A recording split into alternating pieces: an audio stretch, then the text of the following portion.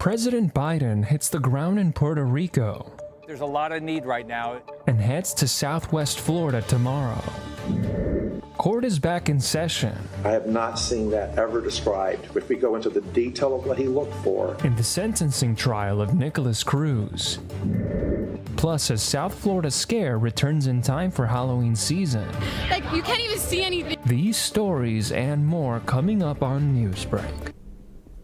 Hello, South Florida. I'm Kenneth Bueno. I'm Leanne Abu Tarbush. Today is Tuesday, October 4th, 2022. Live from the South Florida Media Network's Biscayne-based studios in North Miami, this is SFMN Newsbreak.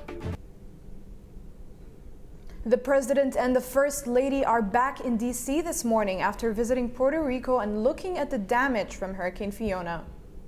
Reporter Juliana Narvaez from our D.C. Bureau is also in Washington this morning. She has a wrap-up and details on the President's trip tomorrow to the She has a wrap-up and details on the President's trip tomorrow to the Fort Myers area.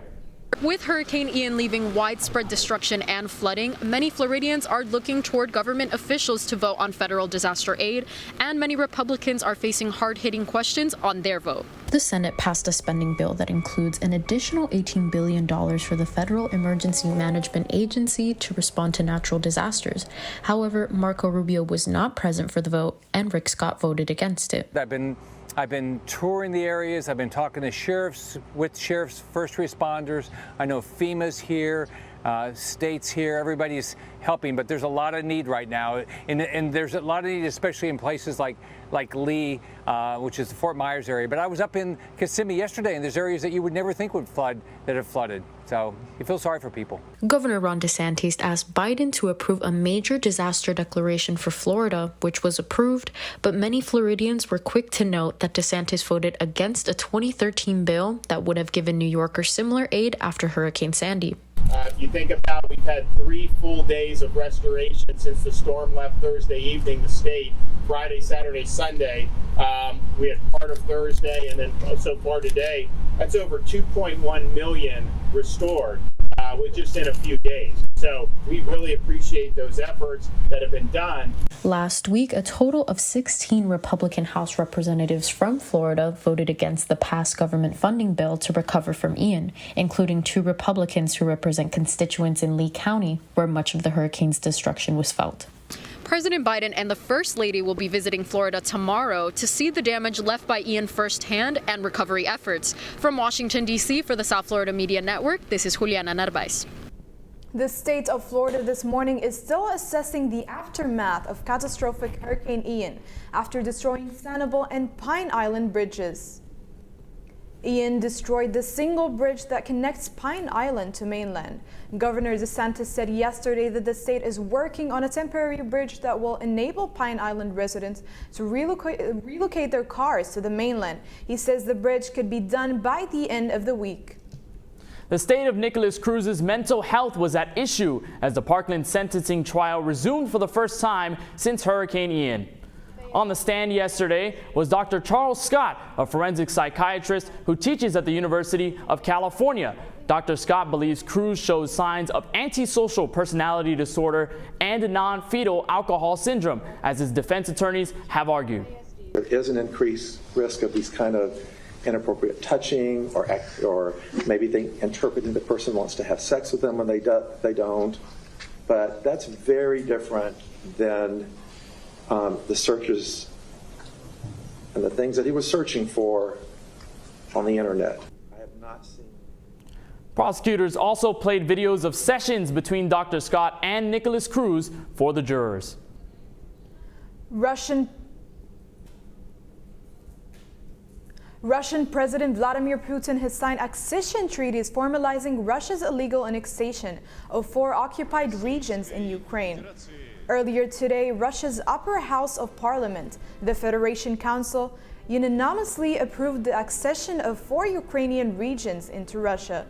The residents of the new regions can acquire Russian citizenship by submitting applications and being sworn in as Russian citizens, according to Russia's state-run news agency.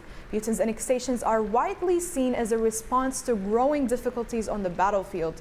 Earlier this month, Ukraine pushed Russian troops out of the Kharkiv region, claiming areas seized by Russia on the first day of the invasion. Today, for the first time in 5 years, North Korea fired a ballistic missile over Japan. The announced missile crashed safely into the Pacific Ocean, but posed a dangerous threat towards North Korea's neighboring countries and U.S. military craft. The deadly weapon reached lengths up to U.S.'s territories Guam and caused the U.S. to coordinate its security response with Japan and South Korea.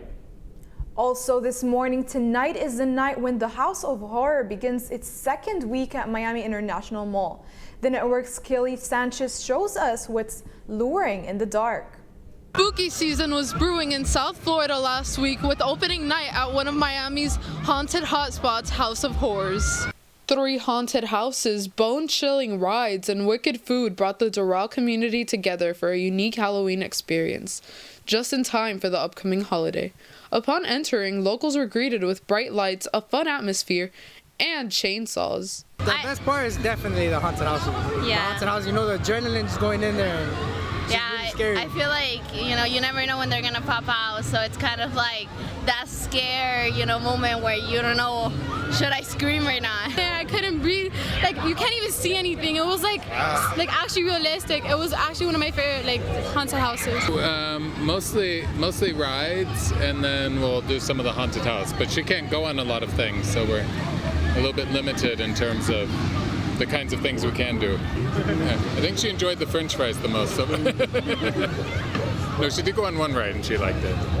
My favorite part is definitely like the environment and the people. You get to meet new people all the time. Welcome to House of Horrors! I've been working here for like 2 days and I already love it.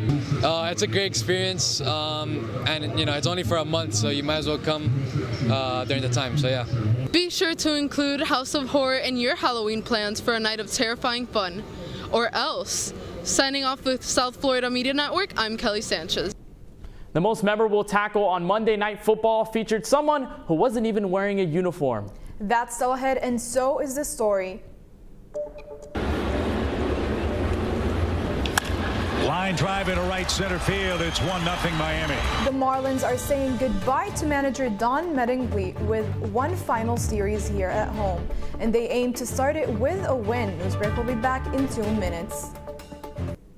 If a natural disaster shows up at your doorstep, you can't just turn it away. That's why it's important to prepare for emergencies before they show up. Go to ready.gov/plan to find the tools and tips you need. And make a plan today. Jordan knows he shouldn't eat this entire bowl of nachos, but tonight he's earned that right. Because a few hours ago in the middle of happy hour, he recognized a sign. Not from the gods or a bolt of lightning, but from a double heart, a kissy face, and a fourth ha in ha ha ha. That's when Jordan knew he was buzzed. So when it was time to go, he got a ride home instead of driving. Be a legend like Jordan. Recognize your buzzed warning signs and get a ride home. Buzz driving is drunk driving.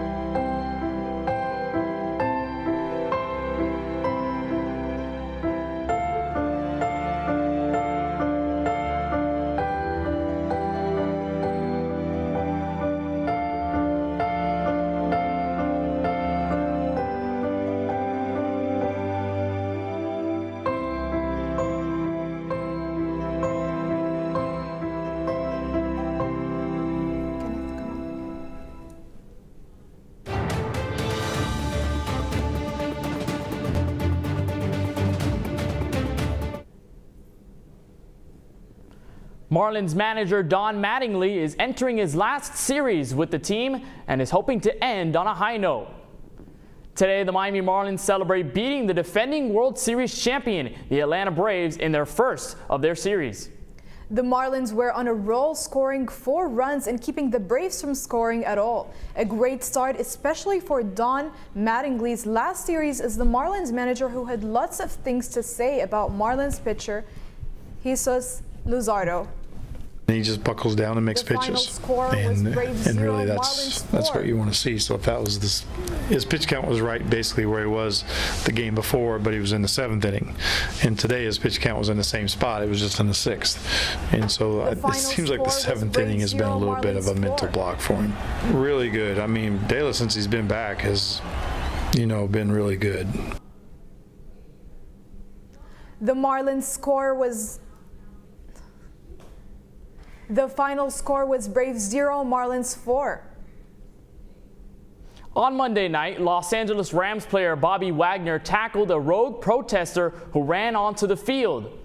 The unnamed protester intercepted the game during the second quarter. Taking flight onto the field with a pink flare in hand, he managed to evade security, prompting football player Bobby Wagner to step in and tackle the protester to the ground. That's all the time we have for Newsbreak. I'm Leanne Abutorbush. And I'm Kenneth Bueno. Get more news anytime at sfmn.fiu.edu.